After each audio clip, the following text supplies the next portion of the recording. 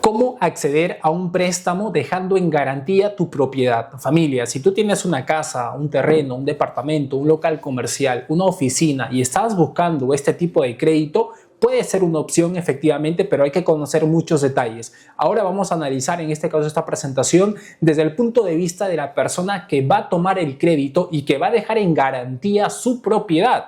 ¿Para qué? Justamente para que no pierda su casa, para que no termine pagando altos intereses. Y exactamente qué cosa vamos a ver. Primero, cuáles son los requisitos de la tasa de interés, que es lo más importante. ¿Qué riesgos existen para ti como deudor? ¿Qué pasa si algún día tú dejas de pagar? Y además vamos a ver un cronograma de crédito, en este caso con Prestamipe, que es una de las fintech más grandes que existe actualmente, y también otro cronograma donde vamos a analizar otro tipo de situaciones. Ahora, vamos a enfocarnos en fintech. ¿Por qué? Porque actualmente son más flexibles que los bancos. Algunas de las empresas más conocidas son Prestamipe, Credifamilia, Rex Capital, PGHI, Carrillo Royalty, Prestaclub. Estas fintech otorgan préstamos con garantía hipotecaria. Ahora, ¿por qué muchas personas terminan buscando estas alternativas realmente? Porque principalmente el desembolso es más rápido, las tasas suelen ser más bajas. Pero ojo, el hecho de que sean más bajas no significa de que simplemente vas a firmar sin entender qué cosa estás firmando. Ahora, si tu propiedad, familia, está en Lima, en la parte de abajo te voy a dejar un contacto de asesores que están ayudando a muchas personas que buscan financiamiento en base a este tipo de créditos. Si estás en Lima, te dejo un contacto. Si tú estás en provincia y también buscas este tipo de crédito, también te voy a dejar un contacto en la descripción, ya que lo más valioso que tenemos actualmente son los contactos y están ayudando a muchas personas de la comunidad si tú quieres este tipo de crédito. Ahora, consulta sin compromiso y descubre realmente si es que podrían ayudarte. Ojo que trabajamos siempre con fintech formales y también te voy a mostrar cómo tú puedes averiguar si una fintech es formal o no. Ahora, primero, vamos directamente a saber, a desarrollar este producto, que es qué cosa es un préstamo con garantía hipotecaria. Un préstamo con garantía significa donde en este caso una persona deja una propiedad como respaldo ante una deuda. Se presta en este tipo de situaciones desde 15.000 soles, ¿ok?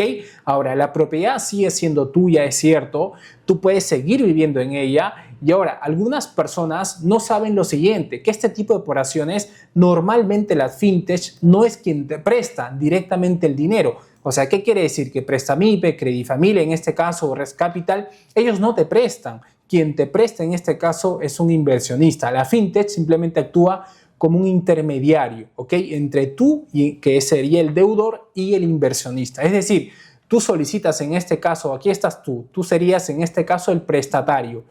Tú estás acá, tú eres el prestatario y tú en este caso estás buscando un crédito. Ese crédito te lo va a dar el inversionista. No te da en este caso el crédito la fintech. Ellos no te dan el crédito. Bien, ahora, es decir, tú solicitas el préstamo, esta fintech va a evaluar tu caso, va a revisar tu propiedad, va a analizar tus ingresos, tu capacidad de pago. Si tu operación es aprobada, la fintech ahí recién busca a un inversionista o simplemente varios inversionistas interesados en financiarte en lo que tú estás buscando. Por eso quien realmente te presta el dinero es un inversionista privado, mientras que la fintech simplemente se encarga de estructurar la operación. Básicamente eso es su trabajo, de revisar la situación legal de la propiedad, coordinar o hacer la tasación, constituir la hipoteca y simplemente gestionar el desembolso, ¿ok? Y por ese servicio la fintech aproximadamente te cobra una comisión del 5%, va a depender en realidad de la fintech. Ahora, vamos directamente al grano. ¿Qué pasa o qué sucede? ¿Qué tipo de contrato se firma? En este caso estamos hablando de un contrato, un modelo en este caso de mutuo con garantía hipotecaria. En términos sencillos, una persona presta dinero y la otra persona recibe el dinero y como garantía el pago se constituye una hipoteca sobre el inmueble. Básicamente en eso consiste. Y mucha gente dice, sí, Jorge Andrés, si yo dejo de pagar, ¿pierdo mi casa? Bueno, realmente la respuesta es sí, pero es un poquito más compleja. Cuando un crédito entra en incumplimiento, pierde en este caso el cliente por los intereses que tiene que pagar. O sea, tú como deudor vas a pagar intereses, Pierde la fintech por la morosidad en este caso que se va a tener. Pierde el inversionista también porque el inversionista no va a recuperar su dinero en el tiempo establecido. En realidad pierden todos. Por eso la ejecución de una garantía siempre es el último escenario. Normalmente las fintech te ayudan. Son más flexibles por ese lado, no solamente la tasa de interés, sino también con el cumplimiento de tu obligación. Ahora, Jorge André, ¿cuánto dinero a mí me pueden prestar? ¿Ok? Ahí vamos a detallar un punto importante también para que lo sepas antes de empezar a tomar este tipo de créditos. Normalmente, hasta el 50% de valor comercial del inmueble te prestan. ¿Por qué? Porque obviamente existe un margen de seguridad. Por ejemplo, si tu propiedad está valorizada en 400.000 soles, como vemos en este ejemplo, 400.000, lo máximo que te podrían prestar sería 200.000 soles, ¿ok? Ahora, Jorge André, ¿por qué no me prestan 400.000 si mi propiedad vale 400.000 soles? Obviamente, si existe en un futuro algún incumplimiento, hay gastos legales, hay costos del remate, hay tiempo de espera, hay depreciaciones, por eso se presta simplemente una fracción. Y estamos hablando de supuestos, porque en el caso que tú no pagues, claro, la propiedad se va a rematar y se remata. O sea, si la propiedad vale 400.000, se va a rematar a un precio inferior. Por eso no se puede prestar la misma cantidad del valor de la propiedad. Eso no es conveniente en este caso, ni para la fintech, ni para el inversionista, ni para ti, porque te podrías también sobreendeudar. Ahora, ¿cuál es el verdadero límite realmente en estas situaciones, ¿no? El verdadero límite en realidad, familia, acá no es la casa. O sea, acá hay algo que muchas personas no entienden. Y eso es algo también que quiero aclarar y ser muy directo con eso, porque aunque tu propiedad valga 1 millón de soles, 2 millones de soles, no significa que te van a prestar 1 millón o 2 millones. Por ejemplo, si tu propiedad vale medio millón de soles, el préstamo, en este caso, o lo que tú podrías pedir sería 200.000 soles. Quizás tú necesitas 200.000, pero la gran pregunta es, ¿te van a prestar 200.000 soles cuando tu ingreso solamente es 1.500 soles mensuales? Obviamente no, ganas muy poco. Por eso es importante no solamente, y eso también se encarga la fintech, de poder hacer una evaluación, de validar exactamente cuáles son tus ingresos, tus boletas, tus recibos por honorarios, tus estados de cuenta, tus movimientos bancarios, tus declaraciones, tu historial crediticio. Entonces, eso es algo también que tienes que considerar, ¿de acuerdo? Estas fintechs que tú ves acá no solamente ven tu capacidad de pago, sino también ven exactamente tu reporte en la SBS, tus deudas que tú puedas tener en otras entidades financieras. Eso también lo van a ver. Los bancos son más profundos, porque los bancos también brindan este tipo de créditos. Ellos son más exigentes, pero normalmente las fintechs, en mi experiencia, conociendo ya y trabajando con varias, son más flexibles y las tasas de interés que ofrecen es también más económicas comparadas con los bancos. Ahora, de manera general, hay casos muy puntuales donde hay clientes en el banco donde son súper clientes y le dan tasas muy bajitas por diferentes condiciones. También habría que considerar esos detalles. Bien, ahora, Jorge André, aparte, a mí me evalúan, sí. ¿A quién más evalúan? Evalúan a la propiedad. La propiedad también es evaluada porque esta propiedad que tú tienes tiene que estar inscrita en la Superintendencia Nacional de Registros Públicos. Estamos hablando de la SUNARP. Tiene que tener un título de propiedad, obviamente que sí, sí o sí tiene que tener un título de propiedad. Además, debe estar libre de problemas legales como multas, como gravámenes, afectaciones en la municipalidad y también en registros públicos. Bien, ahora, ¿cuál es el objetivo de este crédito? ¿Por qué podrías o cuáles serían los tipos de créditos que tú podrías acceder? Primero, funciona normalmente para consolidar deudas, para capital de trabajo, para negocios, para expandir negocios que ya están caminando, que ya funcionan, para hacer una inversión productiva que te va a generar un retorno a ti como deudor y vas a tener que con ese dinero cumplir con tus obligaciones. Ahora, no suele recomendarse para viajes, para consumo impulsivo, para gastos que quizás no generen mucho retorno, porque ahí recuerda que tu propiedad está en el medio y tienes que ser muy consciente de eso. Familia, ¿sabías que un 75% de personas que ven los videos no están suscritos y tampoco se han unido a nuestro grupo de WhatsApp? Así que si es que te está gustando el contenido, por favor suscríbete, déjame un like y únete a nuestra comunidad. Ahora, Jorge André, ¿quién paga los gastos en esta operación? Y acá quiero hablar ya de esta situación, de este cronograma real de un crédito en Prestamipe y quiero por favor que estés súper atento a todo lo que vas a encontrar acá porque mucha gente que se mete a este tipo de créditos recién se entera al año o los 2 años qué es lo que pasó o qué es lo que hicieron. Primero, ¿quién paga los gastos en esta operación? Cuando tú te evalúas en el banco asume todo, pero cuando tú te evalúas a través de una fintech, ¿ok? ¿Quién asume los gastos notariales, los gastos registrales? En este caso lo hace el mutuario. ¿Quién es el mutuario en el contrato? En este caso, tú, quien sería la persona que va a acceder a este tipo de créditos, o sea, el deudor. Ahora, ¿qué más? Aparte de los gastos notariales, gastos registrales, en este caso también existe un gasto de tasación, porque alguien debe determinar cuánto vale tu propiedad, ¿ok? Y esa valorización será clave para determinar exactamente cuánto te pueden prestar, ¿ok? Y cuánto está respaldada en realidad la propiedad, por cuánto dinero está respaldado. Bien. Porque para ti quizás tu propiedad vale 1 millón de soles, pero después de hacer la tasación puede valer 1,5 millones o quizás puede valer menos. Entonces, en base a eso también se definen muchas cosas. El desembolso. ¿Quién hace el desembolso? En este caso, una ventaja muy importante de las fintech, que son más rápidas, que quizás si lo comparamos con procesos bancarios, suelen tardar varias semanas y muchas fintech pueden desembolsar aproximadamente pues, en 4 días, en 3 días, en 5 días. Siempre claro que la documentación esté debidamente completa, la propiedad esté saneada, existan los sustentos reales para poder hacer la operación. Ahora, mira, vamos a ver este contrato, en este caso este crédito, el monto solicitado, ojo, el monto solicitado es por 200,000 soles, ¿ok? Esta persona necesita 200,000. El plazo, en este caso estamos hablando de 96 meses, que sería 8 años. Los gastos operativos sería el 11.5% y los gastos operativos en monto sería 23,000 soles. Y aquí quiero, por favor, que te concentres bastante. ¿Por qué? Porque, mira, el monto total, el monto a financiar es 223,000. ¿Qué quiere decir esto? Que si es que tú quieres un crédito de 200,000 soles, ¿ok?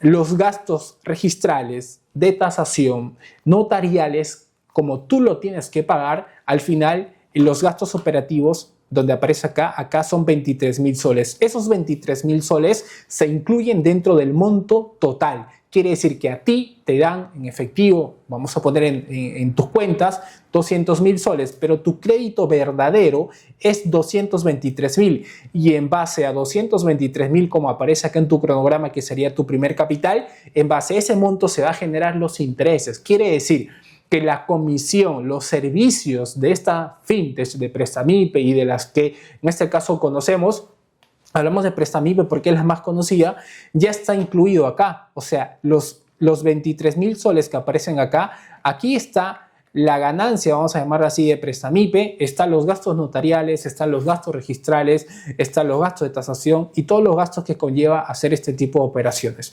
Entonces quiere decir que ya de entrada la fintech asume una ganancia de manera directa por ser conector, por ser un intermediario. ¿Y quién lo paga? Lo pagas tú. Ahora, si vemos este crédito, esta tasa de interés tiene una TEA de 20.98. No es alta, en realidad, tampoco es baja, se podría decir que está en términos medios. Si vemos los intereses totales de este tipo de crédito, de este tipo de financiamiento, el total a devolver por 200,000 soles es 437,000 y los intereses totales que va a pagar este cliente es 214,000 soles. Es bastante dinero, prácticamente se está pagando el 100% en intereses a lo largo del tiempo. ¿Y por qué se genera eso? Porque la banca, así como las fintechs, que también tienen una estructura igual de cobranza, al igual que los bancos, utilizan el método de amortización francés, donde los intereses más grandes siempre están adelante y los intereses más pequeñitos van al final de las cuotas. Tienes que ser consciente de que para que una fintech o un banco te cobre una cierta cantidad de intereses que a ti te parecen semejantes, como tú puedes ver acá, es por la tasa de interés, que en realidad no es mucha, pero lo otro que define el interés monetario es el plazo. Mientras más plazo, más interés. Yo te recomiendo que si es que tu capacidad de pago, porque este cliente tenía una capacidad de pago de 4.561 soles, sí podría pagarlo tranquilamente, no habría ningún problema. Pero si a ese cliente le poníamos cuotas de 10,000 soles, claramente no iba a poder pagar. Quizás lo iba a aceptar, pero podría tener complicaciones y más caro te sale los intereses moratorios, las penalidades, etc. Entonces es mejor aceptar un plazo acorde a tu capacidad de pago y si es que tienes tú un excedente de dinero, podrías amortizar el capital sin ningún problema. Esa sería la recomendación en este tipo de situaciones para no pagar tantos y tantos intereses, porque obviamente a nadie le gusta terminar pagando pues demasiado dinero por un préstamo de 200,000 soles, terminas pagando casi lo mismo, ¿no? De intereses. Ahora, existen cláusulas en diferentes contratos donde habla de que durante el contrato existen ciertas limitaciones, así que tienes que ver eso. ¿Cuáles son las limitaciones? Obviamente la venta, tú no puedes vender la propiedad, en algunos casos no te permite hacer el arrendamiento, alguna cesión, entonces tienes que ver esas situaciones también y eso lo ves directamente en el contrato, ¿ok? Ojo que la casa sigue siendo tuya, no la va a habitar otra persona o otra empresa, pero simplemente ya no tienes la libertad absoluta sobre esta propiedad. Ahora, hablamos de las amortizaciones. En cualquier tipo de crédito se puede amortizar el capital. ¿Qué significa? Que tú puedes abonar, ¿ok? Adelantar en este caso una cantidad de dinero para no pagar tu crédito en 96 meses y no pagarlo en la menor cantidad de tiempo posible. Pero antes de firmar, por favor, siempre verifica si tú podrías salir antes de tu crédito. La idea es que sí. ¿Existen moras? Sí, por supuesto que sí. ¿Existen penalidades? Por supuesto que sí. Hay casos donde te cobran 30 soles por día, 10 soles por día, 60 soles por día. Tienes que considerar eso también. Ahora, pasamos a una etapa muy complicada sobre los gastos de la ejecución. ¿Ok? ¿Qué pasa si es que este cliente no paga, se resiste a pagar, no contesta las llamadas, no contesta los teléfonos, prácticamente se desentiende de su crédito y es consciente de que su propiedad está en este caso en garantía? Quien asume los gastos de ejecución, hablamos de abogados, arbitraje, la cobranza, la notaría, los registros, lo asume siempre el deudor. Cuando hay un problema fuerte, legal, al final todos esos gastos siempre suele crecer la deuda y termina pagando, en este caso, el deudor cuando se hace el remate. Y cuando se hace el remate, ojo, normalmente estas controversias se llevan a arbitraje. O sea, no necesariamente, estamos hablando de arbitraje o empresas privadas, no necesariamente vas a terminar en un caso extremo, Dios quiera que no suceda, vas a terminar en el Poder Judicial, porque puede intervenir un árbitro y los costos también inclusive pueden recaer sobre el deudor y se puede ejecutar la propiedad de manera más rápida. Eso también, por favor, tienes que ser muy consciente porque debes saber quién va a resolver el conflicto antes de firmar. Ahora, otra gran pregunta muy interesante es ¿cómo saber si una fintech es seria? ¿Cómo saber que si estas fintechs que se presentan en redes sociales, que se presentan en publicidad, realmente es una fintech confiable? Te voy a compartir mi pantalla para que veas realmente qué cosa pasa o cómo tú puedes validarlo. Perfecto, mira, estamos en la web de Prestamipe. Muchas de estas empresas te van a decir que están registradas en la SBS y eso es cierto, pero normalmente están registradas como empresas de préstamos y casa de empeños. Además, obviamente, de cumplir las normas de prevención de lavado de activos. Obviamente aquí sí, acá dice que están supervisados por la prevención del LAFT o la Unidad de Inteligencia Financiera. Vamos a bajar para que veas exactamente, porque este punto es muy importante para que tú puedas trabajar con empresas formales. Normalmente cuando tú bajas siempre, al finalizar, acá te aparece, ¿no? Que Prestamipe, por ejemplo, es una marca de P2P Finance Consulting.